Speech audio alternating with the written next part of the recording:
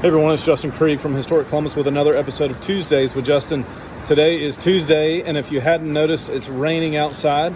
It naturally made me think of some of the natural disasters and different weather occurrences that we've had in Columbus over its history that I've read about. And of course, naturally today, I was thinking about some of the floodwaters that Columbus and the Chattahoochee have seen over the last 100 or so years since they've been keeping records of levels on the Chattahoochee. In the recent past, in 2015, we saw one of the largest floods that the Chattahoochee has seen.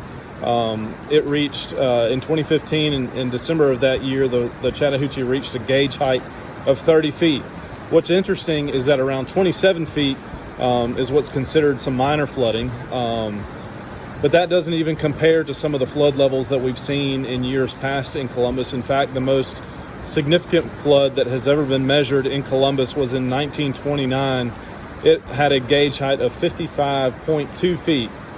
To give you all a little perspective on how much water that is, if you're familiar with downtown and Golden Park, where our baseball stadium is located, the floodwaters were halfway up the outfield fence and it flooded some of the stands. Bay Avenue and Front Avenue both had several feet of water covering them, and many of the mills here in town that were located along the river, to include the Eagle and Phoenix, hired temporary laborers to come and move the big bales of cotton from their warehouses that were down near the river up to higher ground to hopefully save that production. But without question, some of the most reported about flooding was in 1841, which is actually a flood that I've mentioned in the past related to the Dillingham Bridge. But the bridge at the time was made of wood, and when that flood happened, the floodwaters were strong enough and high enough that it carried the bridge downstream 8 miles to Wolf Ox Plantation.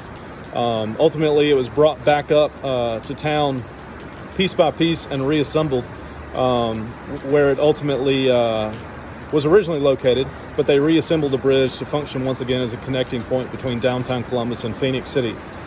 And with that, we will hope it rains, or hope it stops raining rather, and we will see you next Tuesday.